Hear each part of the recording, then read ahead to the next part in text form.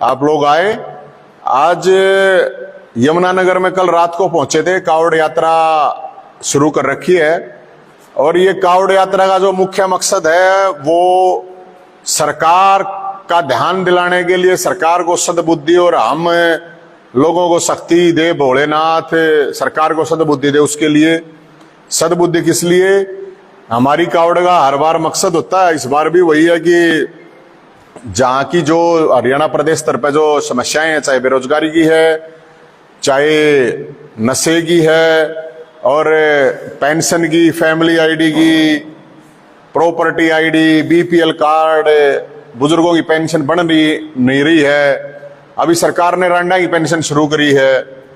तो जो कुंवारे हैं, रांडे हैं, तो सरकार से हमारी यही है अपील है कि वो रोजगार दे बेरोजगारों को।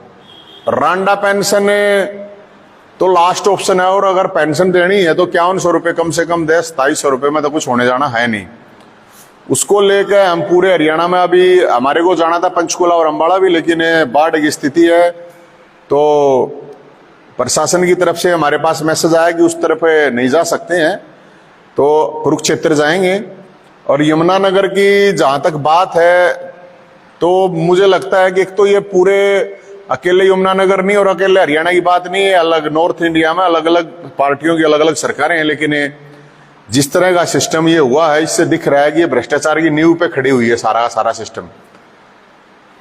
पूरा का पूरा सिस्टम आप देखोगे अगर, तो अब कोई पार्टी या नेता एक दूसरे पर आरोप नहीं लगा सकती, क्योंकि भगवान ने ये दिखा दी है औकात सबकी कि सारे अमाम में नंगे हैं। जो लोग परेशान हो रहे हैं आज, और हर जगह के, चाहे सीवरेज सिस्टम है, ड्रेनेज सिस्टम है, ये पता चल गया है। एक दूसरे को अब किसी पर आरोप लगाने की जरूरत नहीं है। और मैं तो यही कहूंगा कि ये दोषी तो हम सब लोग हैं, क्योंकि ये जो पानी का जिस तरह हिमाचल, उत्तराखंड, हरियाणा, राजस्थान, दिल्ली, पंजाब, यूपी हर जगह हो रहा है, ये प्रकृति की बगावत है। इंसान द्वारा किए गए शोषण के खिलाफ प्रकृति की बगावत है। ये एक प्राकृतिक बगावत है जिसकी वजह से ये हालात पैदा हो रहे हैं। तो हम आए थे यहाँ पे, यमुना जब आ रहे थे तो यमुनानगर के भी लोगों से मिले हैं। तो यमुनानगर में हमारे मंत्री जी हैं, शिक्षा मंत्री हैं, और कंवरपाल गुर्जर साहब शिक्षा मंत्री हैं। लेकिन यहाँ के लोगों ने बताया है मेरे को, यमुनानगर के लोगों ने, कि यहाँ दो ही काम होते हैं। एक तो अवैध खनन, और अवैध खनन कौन करता है, कौन करवाता है, ये यमुनानगर के सब लोगों को पता है। दूसरा, यहाँ लोगों ने बताया, कुछ नौजवान मिले थे, उन्होंने बताया कि यहाँ पे किस तरह से नशा बिकता है, नशे का प्रयोग होता है। तो वो जो चिट्टा है, कौन बेचता है, बिकवाता कौन है? बेचने वाला महत्वपूर्ण नहीं है, बिकवाता कौन है, किसकी सह पे बिकता है। तो ये शिक्षा मंत्री को बतानी चाहिए, क्योंकि वहां ये यहाँ का प्रतिनिधि करते हैं, यहाँ के विधायक हैं, उनको बतानी चाहिए जो स्थिति। और अभी हम देख रहे थे कि जो यमुना में पानी आ रहा है बहुत ज्यादा है, यमुनानगर के लोगों के लिए भी। मैं तो सबके लिए ये प्रार्थना करूंगा, अब भोलेनाथ उनकी रक्षा करे। और एक डैम बताते हैं यहाँ बना हुआ है, और उस डैम में भी दरार आ रही है। अब ऊपर से रेणुका डैम से ऊपर से जब पानी आएगा तो खतरा पूरा का पूरा बना हुआ, अकेले यमुनानगर पे नहीं, पूरे हरियाणा पे। और मार्कंडे नदी है, वो जिस तरह हमारे को बताया गया कि वहां नहीं जा सकते। अम्बाड़ा साइड में भी काफी स्थिति खराब है।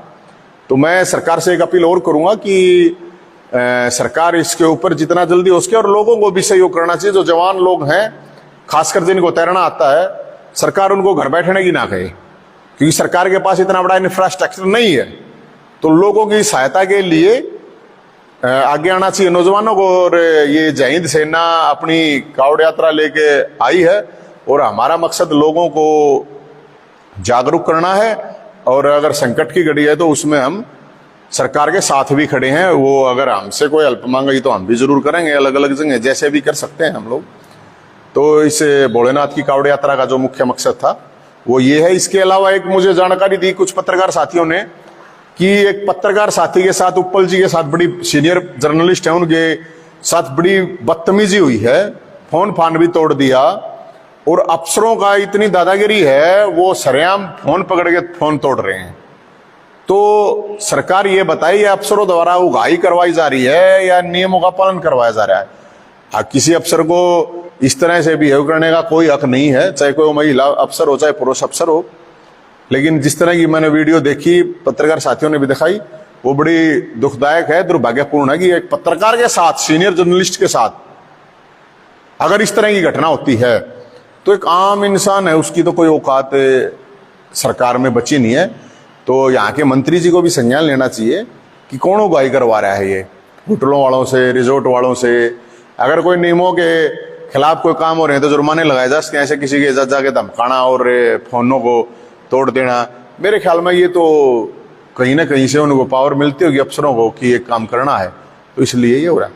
कोई सवाल है आपका तो जरूर है। एक आजकल कोई भी हो, कोई राजनीतिक संगठन हो या वैसा संगठन हो, कम्युनिस्ट हो, ब्राह्मणों को वोट टारगेट होना रे भाईचारा का बहुत ही ज्यादा। नहीं, देखो ये वो जो कह रहा ना, चिल्ला के कोसने से गांव नहीं मरा करती है। तो ये किसी भी समाज के बारे में, चाहे ब्राह्मण समाज है या कोई भी समाज है, अगर किसी भी समाज का कोई आदमी गलत करता है तो समाज को उसके साथ नहीं खड़ा होना चाहिए, सीधी बात है ये।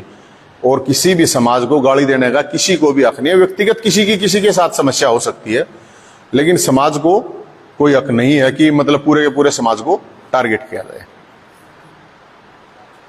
जय तारा बजरंगी। हर हर